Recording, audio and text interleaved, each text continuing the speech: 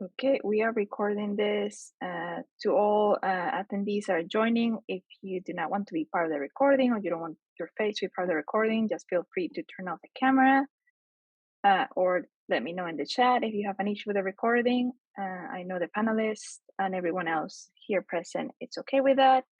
And let's start. All right. Okay. Welcome, everyone. Bienvenidos. It is my pleasure to co-host this great event. My name is Onelik Andrade. I'm the chair of the Democrats Abroad Hispanic Caucus. I'm very excited that this idea of getting the Fandango on the Wall creators to talk to us and getting us to watch the film we were able to materialize this. Thanks to Max Bere, who started this idea and got us connected to the creators of Fandango on the Wall. This is a very special film. I hope most of you got a chance to watch it already. And if you haven't, please watch it after the discussion. And before introducing our panelists, let me introduce you to our co-host for this event, Lidonal Jazz Moore, chair of the Black Caucus. Jazz, over to you. Hi, everybody. Bienvenidos. And on behalf of the Democrats Abroad Global Black Caucus, I'd like to welcome everyone. Good morning, good afternoon, good evening to our guests, to our Democrats Abroad members, and to all of you who have joined to this call from all around the world. My name is Lidonal Jazz Moore, your Democrats Abroad Global Black Caucus Chair, DPCA voting rep for Democrats Abroad Switzerland, and a Texas voter. And yes, I have already registered to receive my ballot for 2022 because that deadline is now over. So don't lose any time to go and register for your ballots. There's so much at stake this year. 34 U.S. Senate seats, all 435 U.S. representative seats, 46 state legislators, and 36 state governorships are up for the grabs in November 2022. Offices where the decisions that impact your and your family's day-to-day lives are made. Offices where decisions on climate justice, reproductive rights, affordable education, and healthcare, and so much more. Our democracy is counting on you. For those of you who aren't familiar with Democrats Abroad, Democrats Abroad is the largest organization of U.S. citizens outside of the United States, and we are also the official arm of the Democratic Party. It's our mission to provide Americans abroad a voice in our government and elect Democratic candidates by mobilizing the overseas vote. It is my greatest honor and pleasure to be co-sponsoring this great movie that I watched a week ago, and actually watched it 3 times now since then. And after that, I have to say I'm truly inspired and I'm educated because there was so much that I did not even know that aligns with our African-American history when we look at Fandango. And if you want to learn more about all the Black History Month events, you could visit the website www.democratsabroad.org/GBC-BHM-2022, and you will find all events, resources needed for Black History Month. But before we kick off today's event, please allow me to lay down some information and a few basic Zoom room etiquette rules. We are recording this session. If you do not agree with being filmed, please turn your camera off. Please keep your microphones muted when you're not speaking.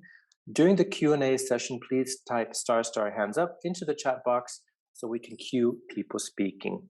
We ask you to please not interrupt people mid-sentence while they are speaking. Democrats Abroad is a volunteer-driven organization. Please help us register Americans all over the world for the 2022 midterm elections. The easiest way to make a contribution is to visit www.democratsabroad.org/donate. We really cannot win without you. And last but not least, I encourage you to share the knowledge of this great session with your family, friends, coworkers, musicians, or even a stranger on the park bench. This is really something that I love doing because great conversations open many, many doors. Yes, joining us today on this call, we have great panelists. Let's jump right in it and start with Varda. Sorry for that. I just lost my script. Varda, I'm just going to jump in with questions and we'll do introductions afterwards as well. I'm sorry, I'm lost. Okay. What difficulties were there along the way in directing this documentary?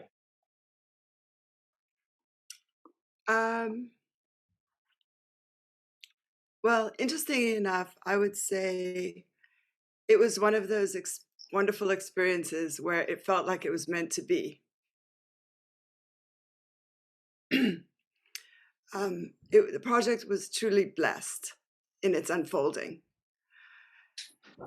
The greatest obstacles that we faced were actually in the post-production, which is when we did our editing.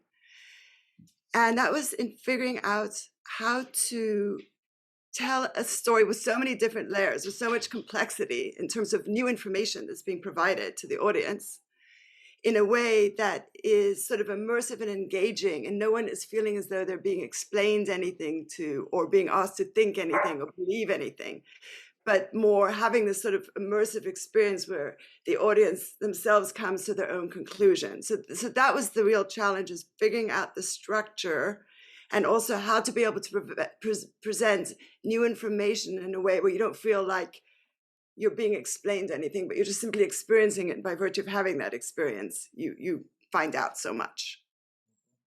Laura, you perfectly pointed out that this documentary had so many different layers, and so many different layers also on different kind of people from all around the world that are contributing to this great project.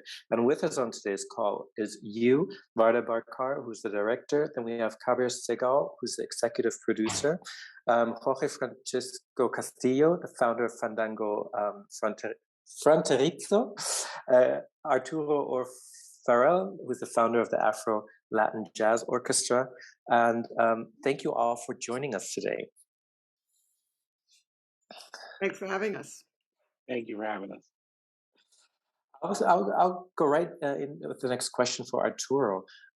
You mentioned the sense of justice that you got from your mom and how you felt when you saw the article about Jorge and about the concept of being an immigrant, not being a member of a dominant societal culture. I think many of us had that feeling like an outsider. Could you tell us more about it and how this feeling guided this project? Well, I came to the United States when I was 5 years old, and I grew up thinking that I was just like everyone else. It took me years to realize that I was an other. I just didn't understand that concept. And so, and in some ways, that continues to play out in all our lives, especially those of us who are different and have or a different ethnicity or a different gender bias. I mean, we are definitely othered. And I think that part of the beauty of this film and part of the beauty of my mother's guiding spirit is that it is actually in your otherness that you find your center. It's actually in you don't dilute when you accept the otherness of others.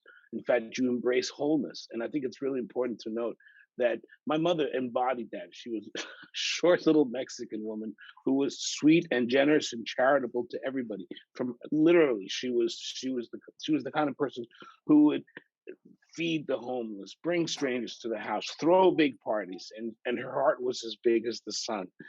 And so that's what I relate to. When you're othered, you have to overcome that by embracing others. And I think that this movie shows that the beauty of these people, the beauty of the people of Veracruz, is that they've taken all these elements, global elements of music making, music that has its roots in the vihuelas of Spain, which has its roots in the Far East, and music which has its roots in African percussion rhythms, into haranas. All these elements, instead of running away from them, the people of Veracruz embraced them, and in embracing them, they became even more themselves than they could have become by just continuing to other others. You're actually hitting the nail there on the spot, I must say.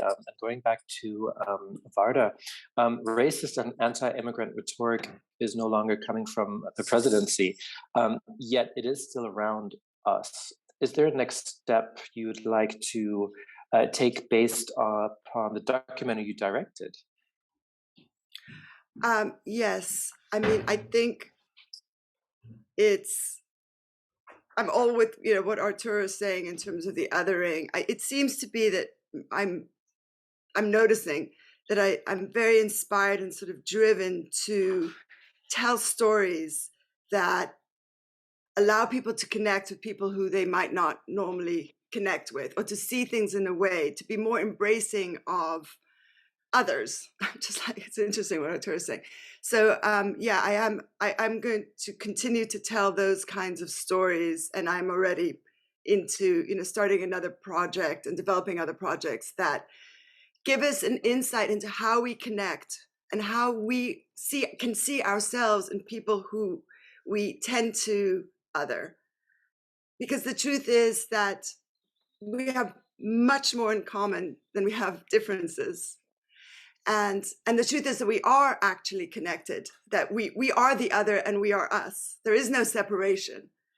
And I've experienced that in my life, and that's how I see. So that's how, that's what I'm drawn. Those are the stories that I continue to be drawn to tell. And I think it's very important to tell these stories and to live in this way, because there are other narratives that tend to dominate, just like our minds often tend to go to the negative. I notice that even in our society, there's always this kind of leaning towards these sort of more negative stories and negative portrayals. And so I think, it's very important that we tell these alternative narratives that speak into possibility and to speak into, our connectivity. And so that is what I am continuing to do. Yes, that'd probably be is a life mission, really, I would say. And I thank you and applaud you very much for that, because sharing the knowledge is the most powerful tool that we have. And as I pointed out earlier on, one of my biggest takeaways from watching your great documentary was I wasn't even aware how intersectional actually Fandango is, deriving from Hispanic, African, and indigenous culture. So I was really, really surprised hearing all of that. And speaking about music and also making a great introduction to Arnelica, who has great questions following too. Arturo, do you want to hit some of those keys again that you did while everybody was still offline? Because that is a great intervention to Arnelica. Sure, I'll be glad to play it for you.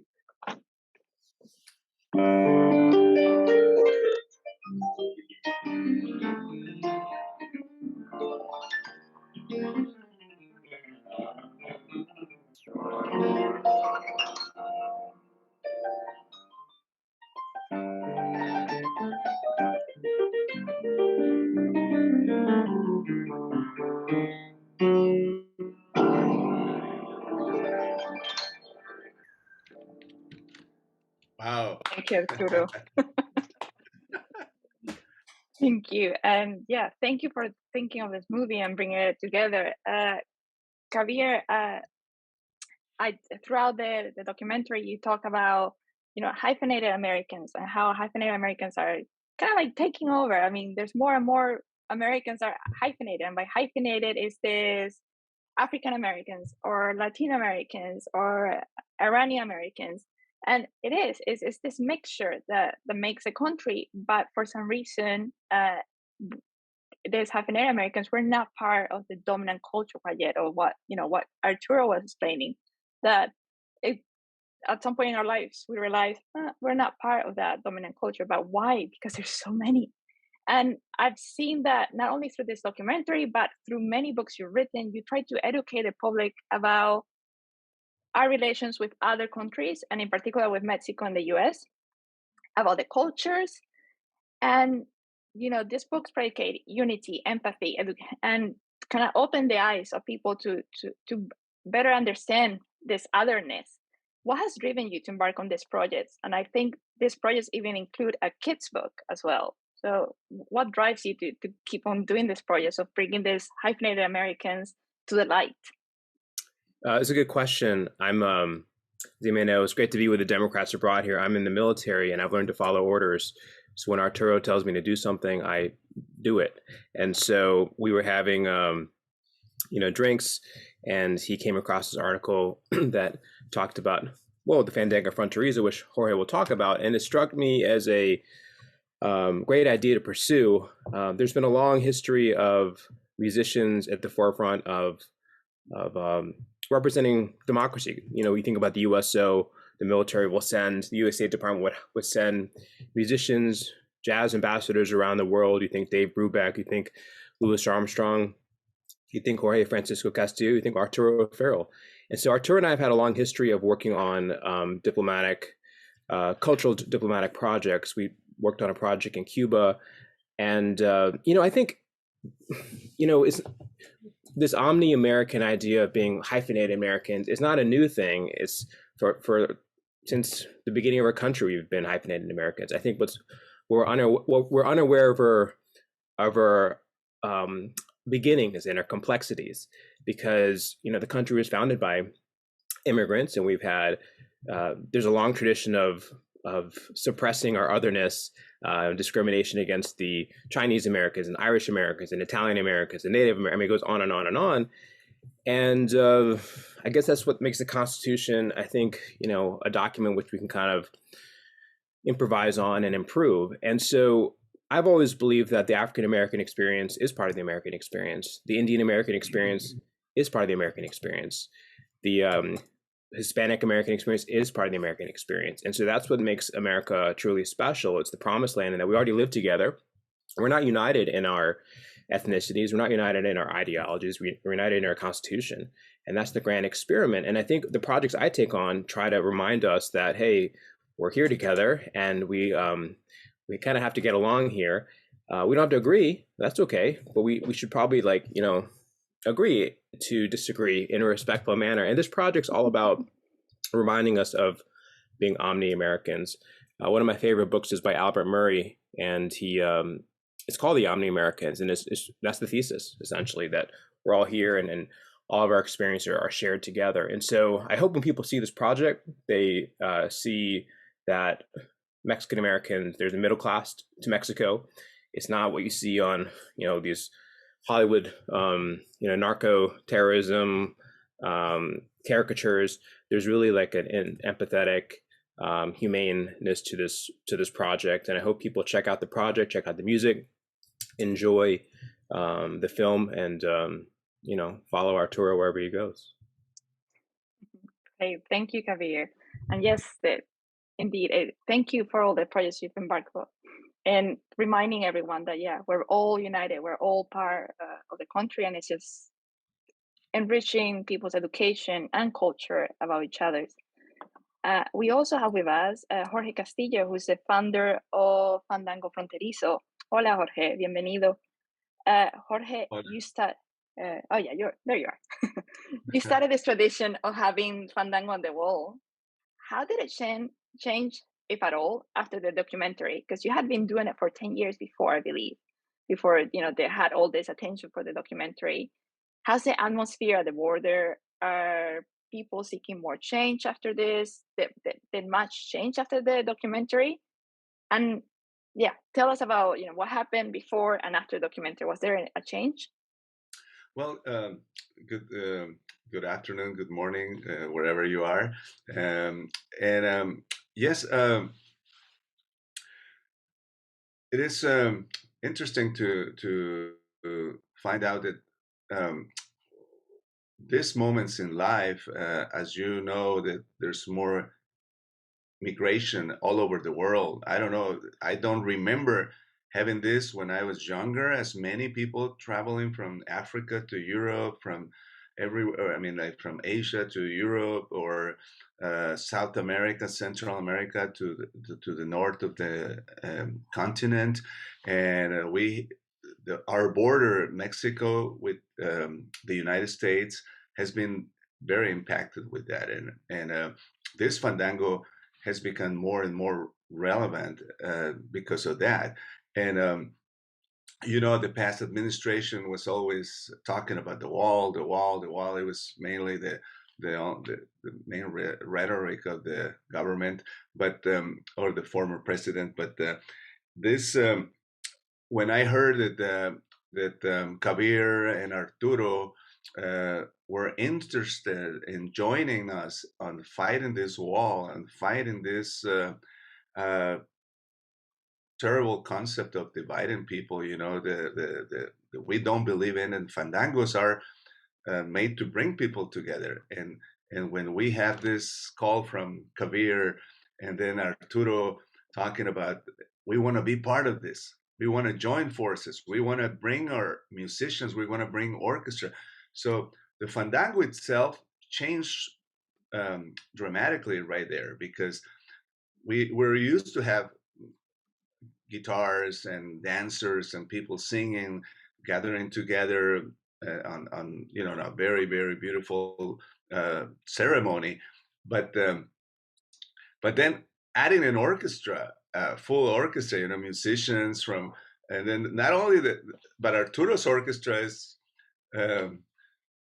like the United Nations Orchestra also, because he has people from all over the world in this orchestra. So everybody was very impacted, and Kabir and Barda came. I mean, everybody coming together to join forces for this moment. I think it was telling the world a lot, that we're willing to put energy into this, and musically, it's a musical festival. I mean, it was very impressive. We never thought this. Will bring people together the way it did, and the documentary. I mean, of course, with all this, people watching it more and more now. I understand that. Well, it's being watched in the U.S. now, in Mexico.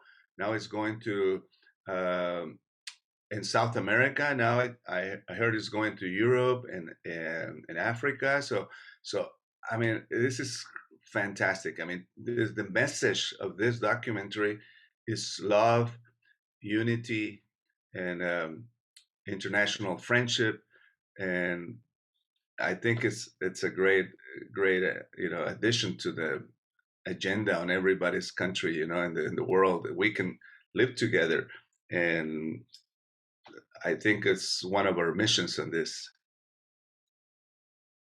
Indeed, and the main message of all of this is unity. And as you said, it's great that this documentary is being watched by more and more people, and they get inspired by it or get ideas around it. And I do have another question for you, but we're running up slightly behind time, and I want to open the floor for our participants to ask you all any questions they might have. And then don't worry, if you don't get to ask your question during this Q&A, there'll be a breakout room where you'll be with each of the panelists. So you can also interact a bit more with Jorge, with Arturo, with Barda, and with Kabir. But now I'd like to open the floor to all our participants. So if you have a question for Arturo, Jorge, Barda, or Kabir, please type * hand up into the chat, and we'll get you into the queue. Carlos will keep an eye on the queue and will let us know who's first, who's second.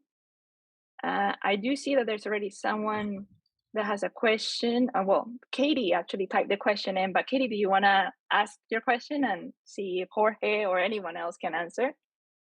Thanks. Hola, Jorge. I think this question is for you. Hello from just a couple hours north of the border. When is the next event at the wall scheduled? And have you thought about moving to some different sections of the wall?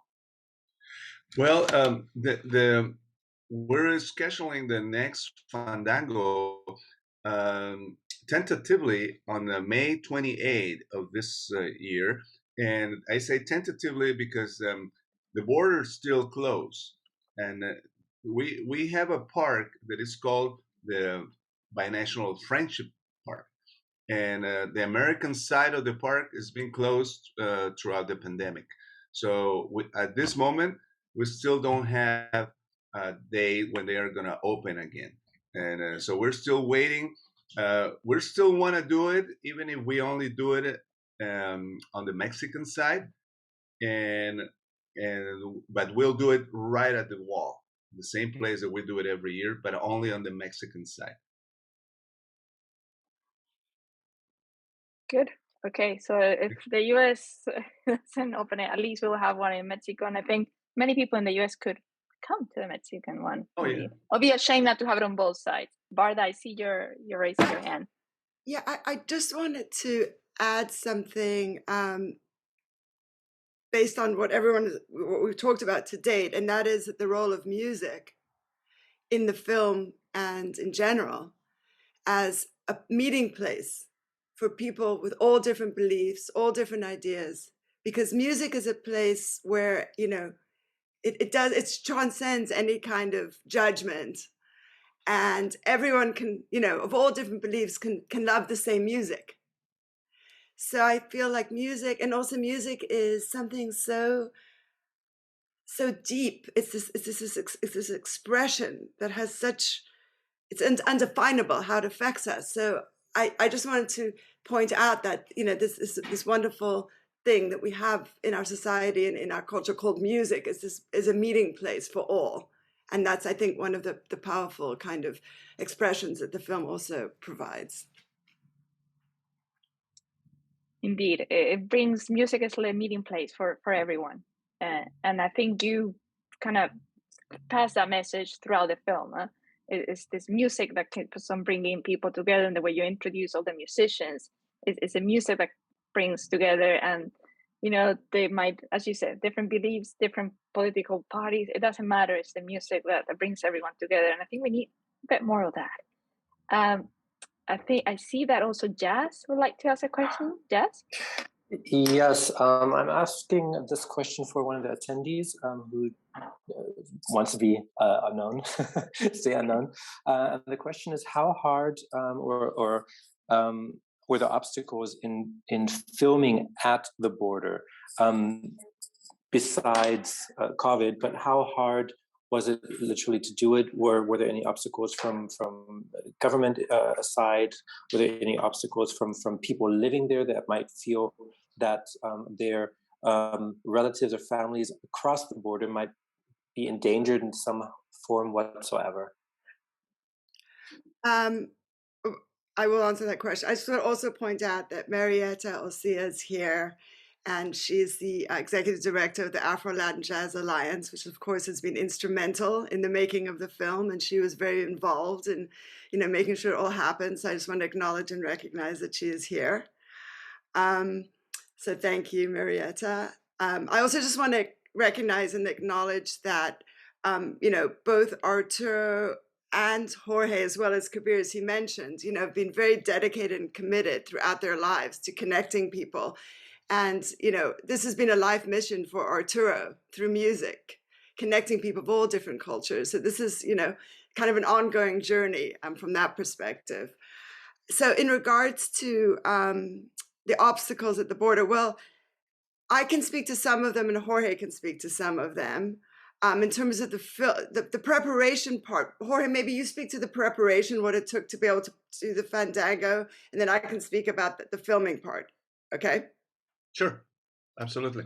So it is typical every year that we put on our application to get the permit to have the Fandango.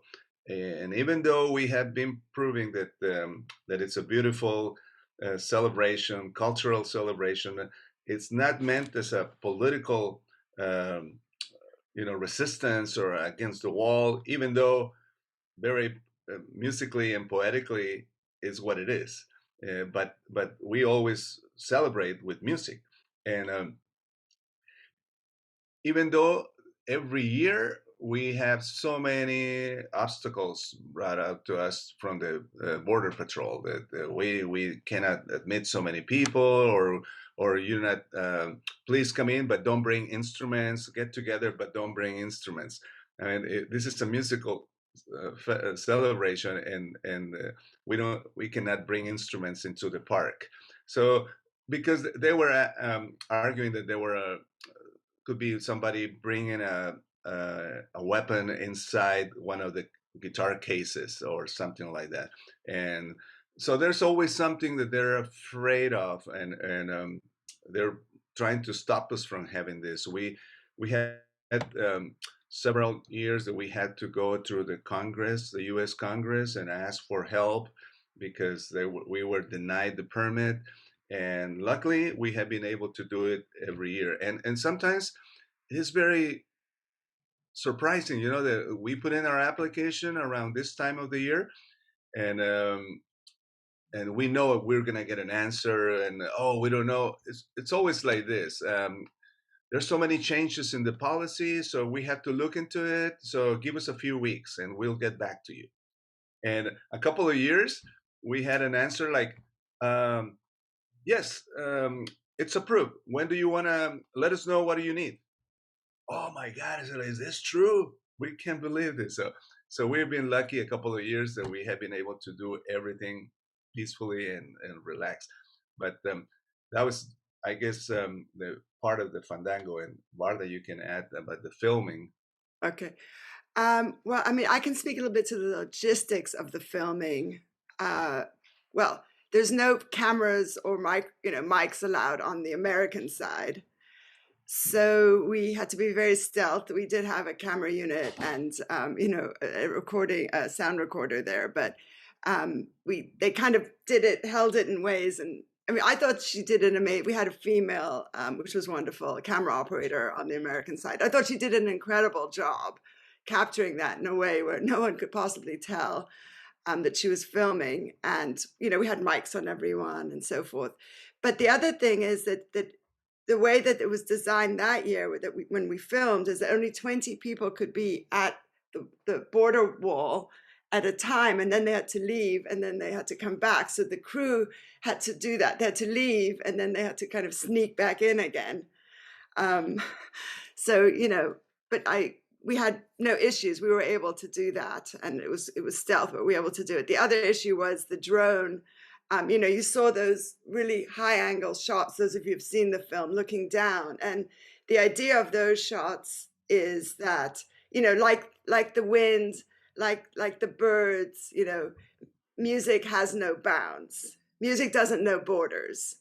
And so I thought we could kind of express that through these high angle shots. And we had a Tijuana-based camera operator, Sergio Valdez is the one who was his drone. We operated his drone, and he also shot for us, because this was also a cross-cultural experience, not just on screen, but behind the scenes as well. We did all our post-production in Mexico City, and we had crew members from both Mexico and the United States working together. Anyway, so we had to be able to kind of go somewhat on the American side a little bit. So we took some risks there that the drone would get shot down, but it didn't. So, again, as I said before, this project in many ways has been and continues to be, blessed. And it just seems like it's meant to be, and it's got its own kind of trajectory, and it seems somewhat protected, and it just, keeps going. Hope that helps. It does. And wow, you guys, you face a lot of difficulties in between just getting the Fandango and then the camera. Oh yeah, there was one other issue that's kind of funny. I mean, I think it was funny, but it had to do with the recording of the music. Everything had to be done. It all kind of came about quite quickly, and so I'm not sure exactly what the communications were, but there was some idea that we were going to be able to plug into electricity at the border on the Tijuana side. But the only real electricity, it turned out, that we had access to was this little outlet in this little bathroom, a baño, by where the border wall is. And so when they plugged it in, of course, we were going to be drawing a lot more power than what that little bathroom could provide. But it was incredible how quickly everyone pulled it together, and we were able to get, battery run recorders. We got everything became battery run. It all happened very quickly. It worked out perfectly. But we had that one little moment. That was the other little obstacle we faced, but we overcame it quite quickly. Oh gosh, yeah, a plug in the bathroom for a whole ensemble of musicians. I can't imagine. The slight panic that you all had is like, ooh, that's not enough. It was definitely a moment there, yeah. Yeah, I see that Neleke is next to ask a question. Neleke, go ahead.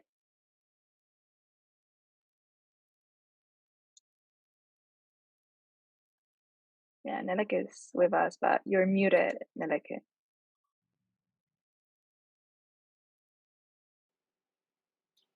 There she is. Okay. I especially like the preparation where they went to Veracruz and actually met the musicians. And that uneducated people. Well, okay, I worked with refugees, and well, you know, some documented, some undocumented immigrants. And one thing you learn is that just because somebody never went to school doesn't mean they're stupid. And that's what came so across in the preparation. You know, that how they learned the music from their parents, and I thought that was very special. So anyway, that's my comment. So and I love what Varda said, you know, about how she put the video together, you know, showing, you know, that we all in this together basically. So so great work. Anyway, comment. Thank you, Neleke. Yeah, indeed, it is beautiful to learn about all the musicians without being taught or lecture about it. They just tell your experience and you learn more about them, which is beautiful. Next in the queue, we have Dana. Hi, and thank you everybody who participated in creating this extraordinary film. My question's more directed towards Varda.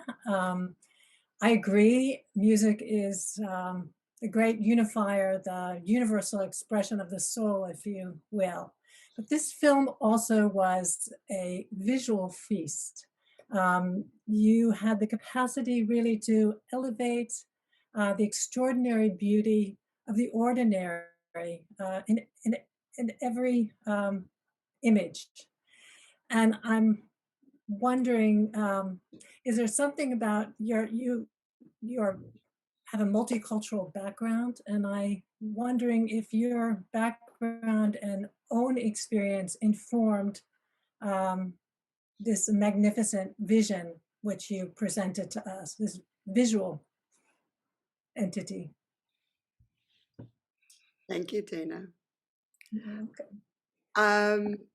Well, you know, remember when you were like 1 year old, or, you know, 1.5 or 2, I remember laying on the grass and kind of looking at a blade of grass for a really long time, the way the light had hit it, the little veins in it, and then an ant would come along and be like, oh, the ant, you know, and the colors, and, you know, and then feeling it come on my hands. And I mean, the truth is that this is an exquisite experience, being alive and being on this planet. And our natural inclination, I believe, is to be amazed by it all and to see the beauty. I read recently also this notion of horrible beauty, meaning that, you know, beauty is everywhere. It's not anything that, you know, it's not nice or bad or good or this. It's free of judgment. It's just we're, you know, we find ourselves on this planet. We don't even know who we are really, and everything is inherently beautiful. And I think it's just keeping ourselves awake, you know, doing what we need to do, the work to stay awake, to really see what is. And that's kind of the role I feel when I'm looking, you know, for visuals, or working with my amazing cinematographer, Matt Porwall, and, you know, the other camera operators, or shooting myself. It's kind of like waking us up to what is. And the moment you do that, you discover beauty. It's there to be found. It's just because of our lives and everything we have to go through, you know, these layers come over our eyes, you know, over our senses, and we just need to keep. I think that is our role as artists, and maybe Arturo can speak into that, of just keeping, you know, working through these layers to see through them, to see the world as it is. Arturo, can you speak to that, please? Yeah, I mean, I think we acknowledge the presence of depravity and evil on the planet. We acknowledge that there are evildoers and people who will take advantage of others. Calling that aspect of reality beautiful is difficult. Calling cancer beautiful is difficult. Calling death is beautiful is difficult. But you hit on a very important point that I think artists have a responsibility to deal with the ugliness and without judgmentalness necessarily, and without making a policy stand. I love this idea that we presented. There's no duality. There's no good, there's no bad, there's no light, there's no darkness. There's only being. That's very Zen. But it really is true. And the older I've got, the more I realize there's only being. And there's only being in alignment with the universal, with the divine path. That's it. That's it. There's no good, there's no bad. There's just alignment. And so when bad things happen, let's face it, the universe is a chaotic bitch. We don't control a thing. All we do is write the rights and walk the walk. And that's a personal choice. And so when you see ugliness, when you see depravity, it's our job to turn light towards that depravity and towards that darkness, and show that we are walking the walk, that we are walking in the divine path, we are walking in alignment. And I think that is how I would amplify what you so beautifully said, Varda. Thank you. Yes, yes. Thank And you, that's the Varda. beauty of, by the way, I just want to also speak about that, like this conversation that just occurred. And, and filmmaking is very much a collaborative form. And that's also what's so beautiful about when we work together and we have these, different ways of seeing things. And that's how we discover and get into these more complex layers, is through collaboration as well. Thank you, Varda, and thank you, Arturo, for shining and the light and the spotlight into life, into this whole thing. And it's not about what's good or bad. You just showed it to us, and we take it.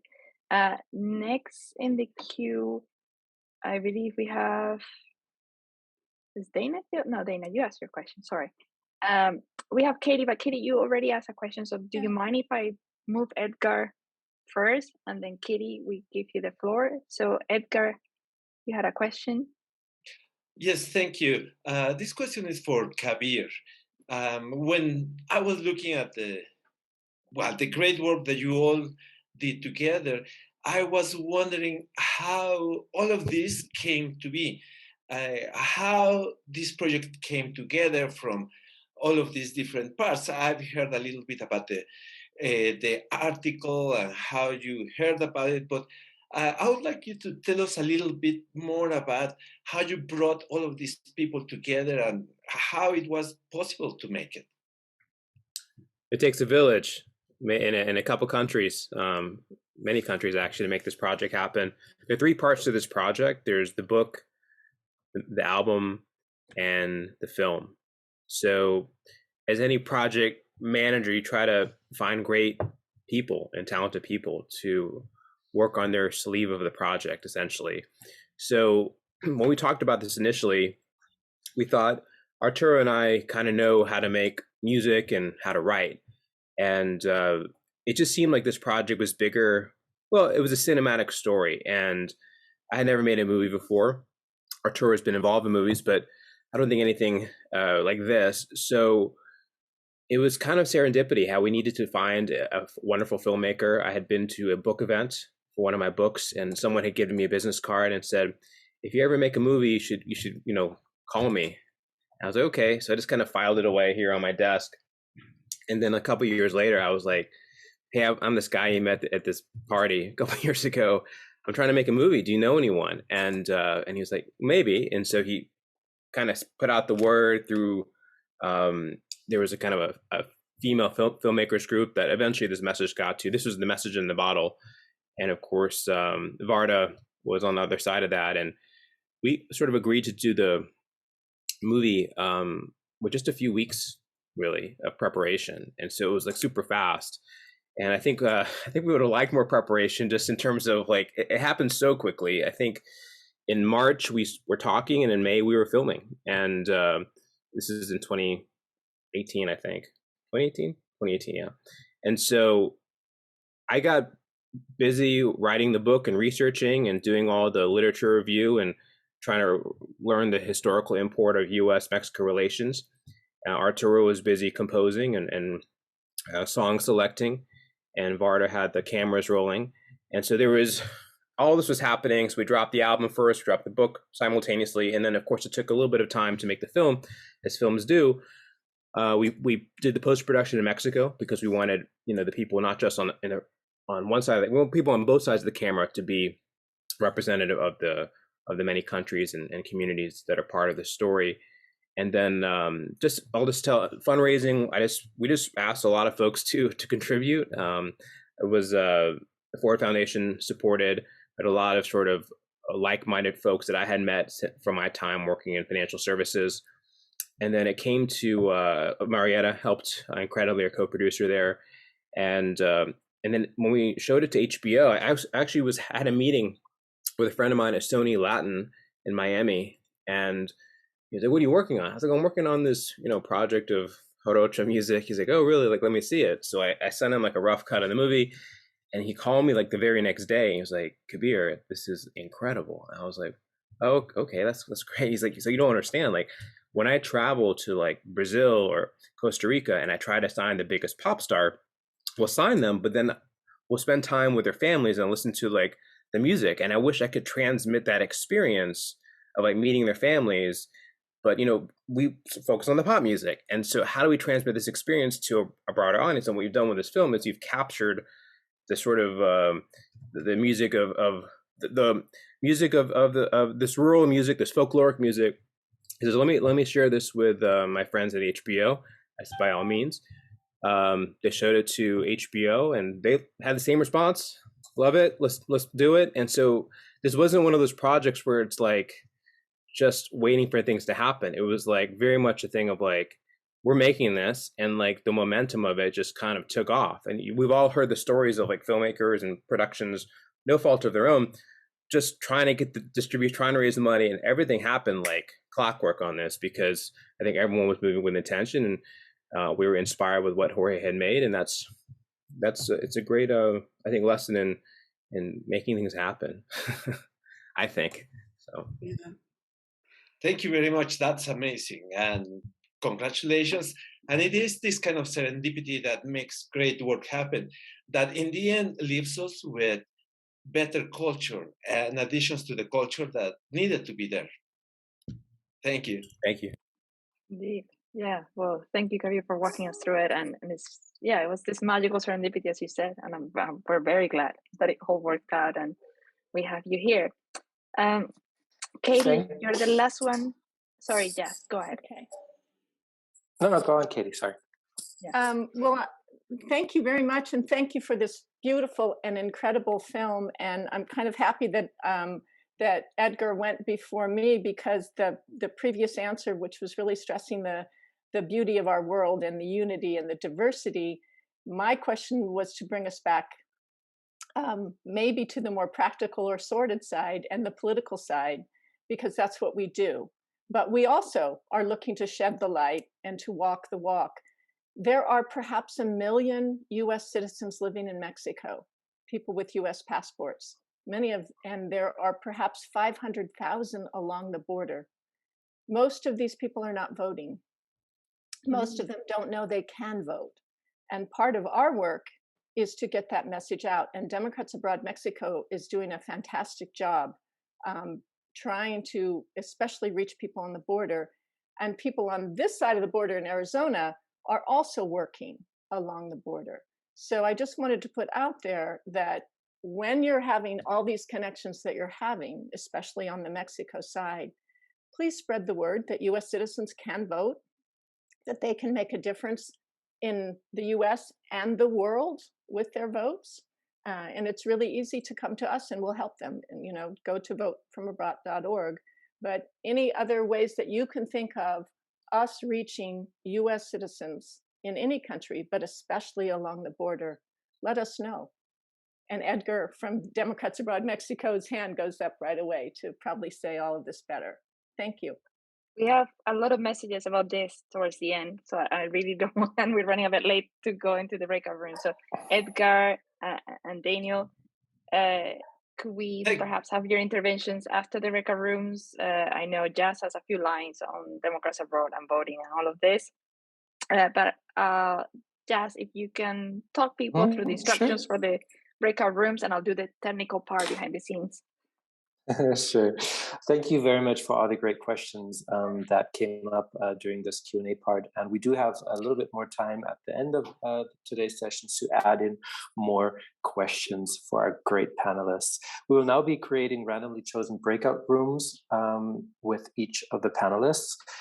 They will be hosted by Dana, Max, Edgar, and me for a duration of 15 minutes. And after that, we will meet again in the main room. During this breakout room, it is really, really important that we kind of focus on 3 questions at first. For example, where are you from and where do you vote? Then the film shows the border, a symbol of division, can be transformed to a place of unity by harnessing the power of Afro-Mexican music. How can we as Democrats abroad or as Democrats bring down walls while mobilizing voters? And the third one is use 3 adjectives to describe how the documentary makes you feel. And of course, if there's some more time left in those 15 minutes, you could ask another question. Why are movies, documentaries like this so important? The breakout room hosts will have the questions ready again to repeat them. And are we ready, Ornelika? Almost. Give me 1 minute. Great. Yeah. Okay.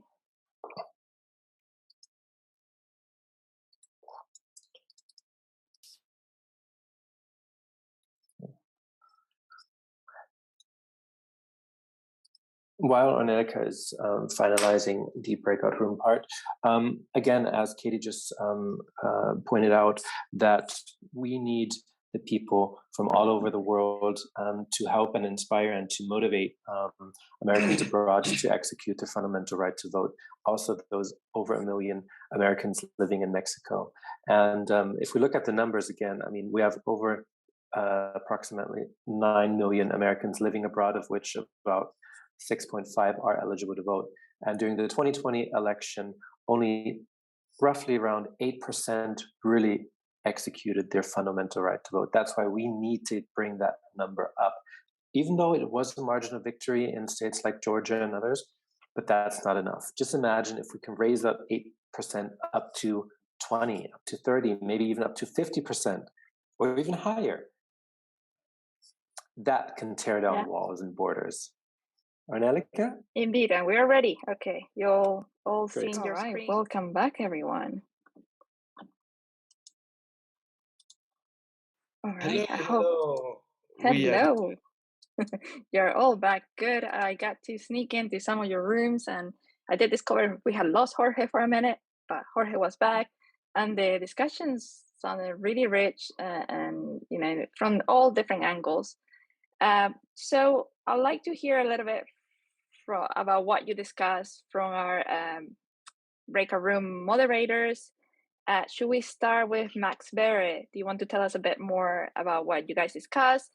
Bear in mind that we're running a bit tight on the time, so keep it up to 2 minutes on reporting. So Max, the floor is yours. Tell us how your group was.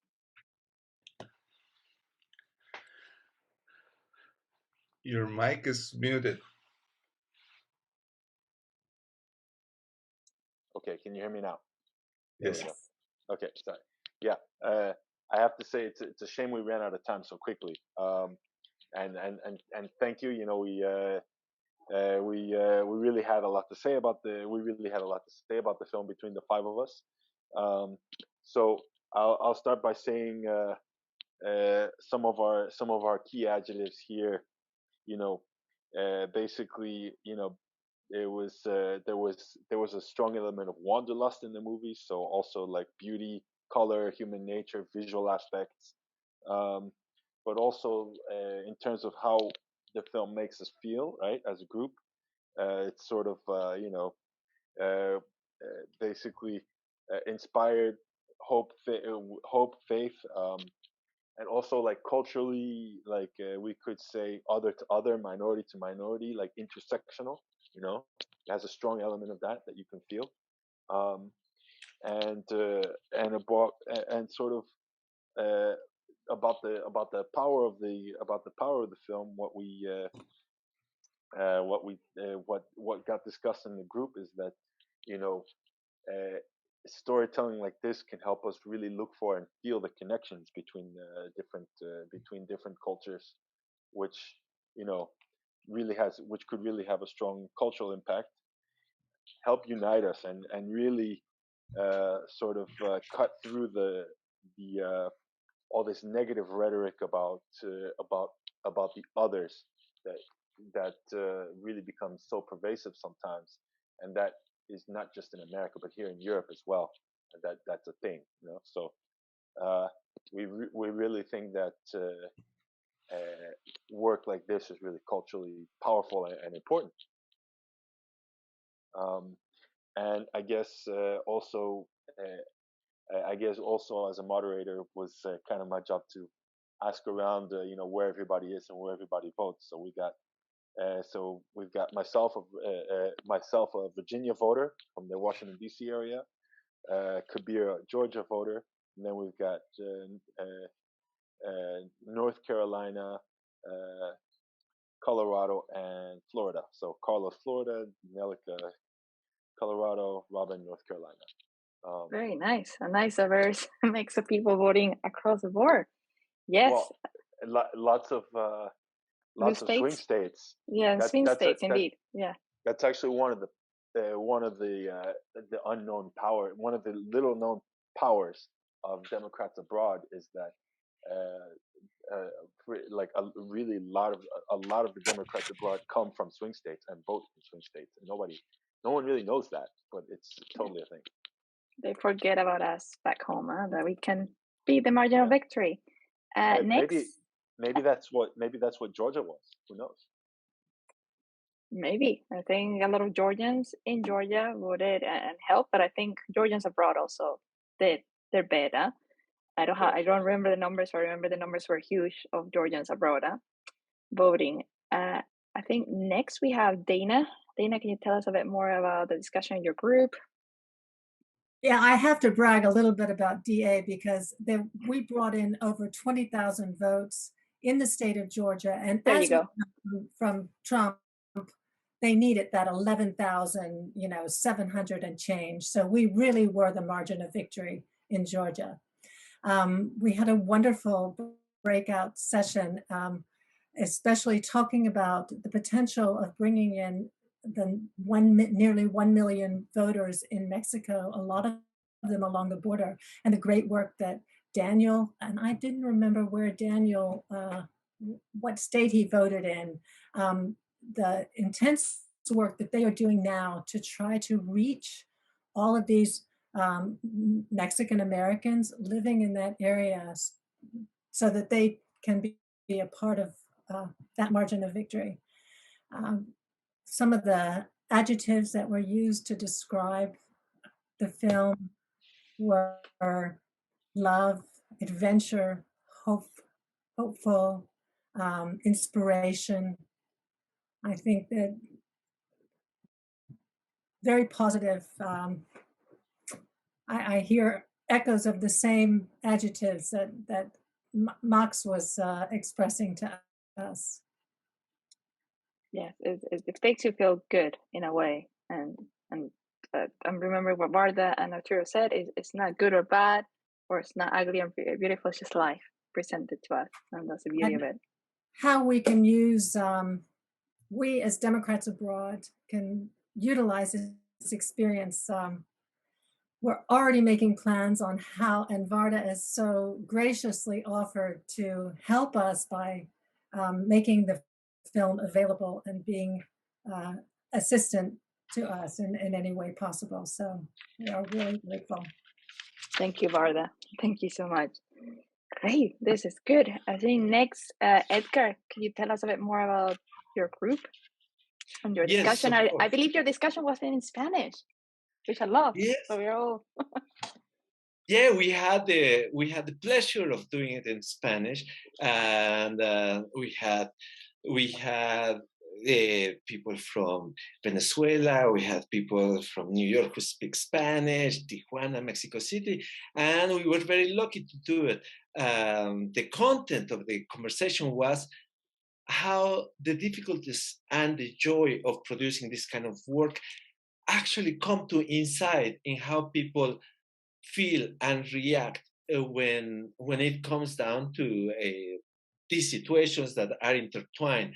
Yes, it is the music, it is the culture, but this has to do with real problems that are tied to immigration that people suffer. No, not all only the Mexicans, but also all the refugees and the Central Americans immigrants who come through the South Americans, and it was even people from other places were mentioned, and the difficulty that these people face in something that is just about how they survive. And it is very, very important that this kind of culture makes a difference in how people feel about it. The immediate effect of this kind of movie is that it humanizes that situation and those problems. And in humanizing it, they will also give us the advantage of telling people why they should vote against this kind of walls, this kind of discriminatory practices, this kind of dehumanizing divisions. And we talked about how we can take these events, Fandango in the Wall, to Tijuana, but not only to Tijuana, there's along the border, we calculate up to 800,000 US citizens who could vote and do not vote in the states that are on the other side of the border, that are like swing states. So this movie and doing events along the border could help us get in the mind of people that they need to vote for Democrats, who are the people who are trying to improve the lot of all of these people who are migrating, these people who are finding each other throughout the world. And we decided that we're going to make a really good effort here in Mexico to promote all along the border, and in Veracruz, where the musicians are. And in Veracruz, there are many voters as well. We're going to try to promote and take this movie that aims to bring down the wall in a way that is symbolic, but we, with our votes, can actually bring it down, in fact. And that's what happened when Biden took office. The project of the wall stopped. We taking this movie to the people who can vote in the United States and in Mexico can improve the lot of all of these people. And that's what we talked about. Good, and that's our hope, indeed. Last but not least, Jazz, tell us a bit more about your discussion. Yes, I also had a very great breakout room with people living in Austria, New York, California, who vote in Pennsylvania, New York, and also California. And while we were looking at the question how we as Democrats abroad can bring down walls, well, first of all, voting is crucial and vital. Voting can unify people, and that the response mechanism of our voting decisions that have been made can unify people. To summarize all of that, mobilizing people is the best way to take down walls or borders. On the other hand, we're also looking at, for example, expatriates that deliberately choose not to execute their fundamental right to vote because they left the country and maybe they have the reasons being of why they don't want to do that or don't know how to. So there were a couple questions that came up there as well. Some of the adjectives that were dropped were thoughtful, vulnerable, joyful, and hopeful, and also dumb. That was actually something that I put in there because I learned so much about the history that I didn't know before. And looking at the history per se, we also talked about the influences of the Spanish, of the African and indigenous cultures into the music. And we came to a very nice sentence or conclusion from one of the people in the breakout rooms that music, in music, cultures don't collide, they merge. And I think that is something that we've beautifully seen in this documentary that we all watched. That was a summarize of my breakout room that I had the honor of presenting. And on LKFUK, and also because of our time constraints, I will now go to the next portion of asking all our great panelists for some final words of encouragement, some final words of wisdom, or even any call to actions. Again, thank you, Varder Barca, Kabir Seghal, Jorge Francisco Castillo, and Arturo O'Farrill. Varder, why don't you start?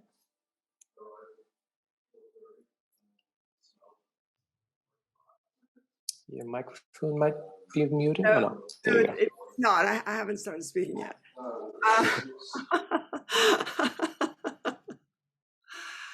I mean, I'm getting wisdom from you, I would say. I think listening, this is such a great opportunity to, I'm thinking like, how can I help? What can I do? So I think coming together in community as you're doing, keep doing what you're doing is what I would say, that clearly you are making a difference. It's great to connect with you all. This says so much that, just through this one event, Dana and I have not seen each other in over 40 years or, more than that, have connected. So it just shows you how this truly is coming together in this way, talking what you're doing with these cultural events is significant. So I would say my words of advice is keep going, and the wisdom, I appreciate your wisdom. So thank you. How about Kabir next? Yeah, I used to, I love being here because I used to be a Democrat abroad when I lived in London, so I appreciate what you're doing. And had they have been back then doing film screenings, I think I would have come to more events. So thanks for doing this. And vote, vote early. And I hope that as people abroad, you have a perspective on America that you're almost like the Tocquevilles, right? Being able to see our country with this other perspective. So I hope that if you have it in you, blog, journal, write, we need your perspective. And if you want to collaborate on something, just hit me up. Maybe there's an idea we can pursue. So thanks for having us. And I'm a big fan and advocate of your mission here. Thanks. Thank you very much. And Jorge.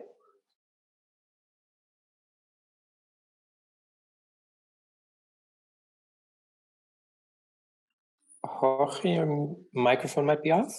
Yes, I'm sorry. I think I got a little disconnected for a moment.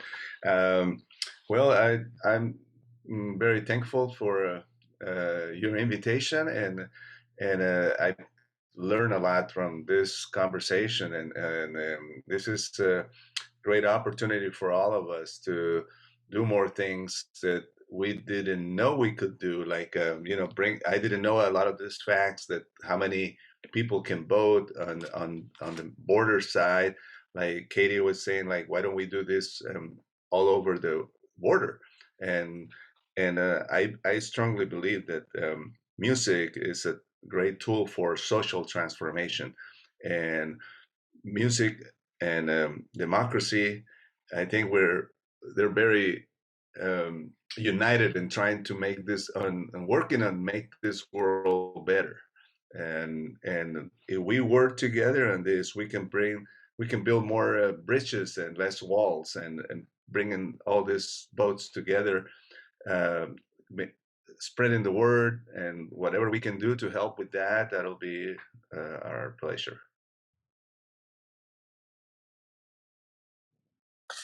And last but not least, Arturo. My mentor, my real mentor, was never a musician or composer.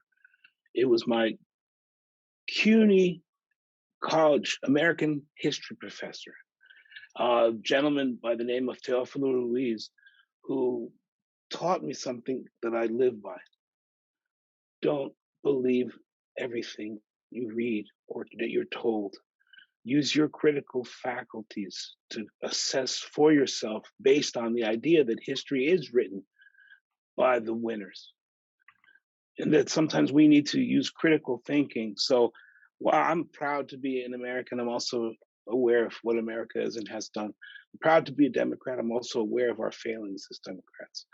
And I will not, I think the edict, the clear edict from all of this is discourse, discourse, discourse. Challenge, challenge, challenge. Don't just accept. if we're going to bring people to the promised land, we have to do it with truth and love.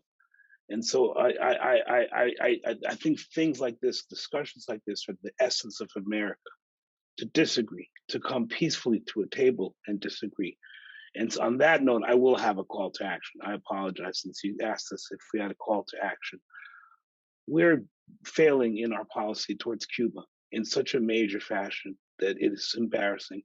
We have not rolled back the policies, the draconian policies that Trump placed upon my people. And so at this very moment, people who pose no threat to the United States are starving to death. People who can't get access to needles for vaccines because of medical embargo. I mean, they're just as horrendous. And I implore all of you to act in every way in concert to bring this to an end, to bring to an end to the suffering of my people. Thank you. Thank you, Arturo, for that call to action. And yes, I think that the power is in us, and voting will make a huge difference on this. And in addition to any other actions we can take, we are we are on the dot, 6:30. So I'd like to thank you, everyone. Thank you to our participants. Thank you for joining our sessions. Hope you enjoyed it. Special thanks to our panelists. Thank you, Arturo. Thank you, Kabir. Thank you, Varda. And thank you, Jorge, for joining us. Gracias.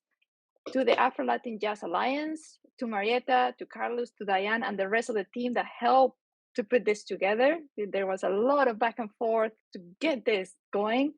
Thank you to our breakout room hosts, to Max, to Dana, and to Edgar. And thank you to my co-host today, Jazz, the chair of the Black Caucus, who kindly agreed to join forces and bring this event around for Black History Month. And Jazz, over to you to talk more about Black History Month and any last messages. Yes, muchas gracias a todos. This has been really great pleasure working together with the Global Hispanic Caucus. And speaking of working together with the caucus, this is also something that we are doing for Black History Month, an all caucus panel where all the global caucuses are sitting together and discussing why Black History Month is so crucial and important to each and every caucus, looking at intersectionality with a bigger lens to highlight that. So this is one of the many different events that we have lined up. There are two more events that are lined up, which will be uploaded very soon. These events will be with Congresswoman Holmes Norton and with Congresswoman Stacey Plaskett. For more DA Global Black, for more information on all of these events, you could always visit democratsabroad.org/BC events or democratsabroad.org/HC events. And again, I do want to stress out the fact that 34 US Senate seats, all 435 US representative seats, 46 state legislatures, and 36 state governorships are up for grabs in November 2022. So if you all are registered to vote, receive your ballot, then you're good. But my biggest call to action is that you inspire your family, friends, and strangers on the park bench to follow your lead, because we cannot win without you.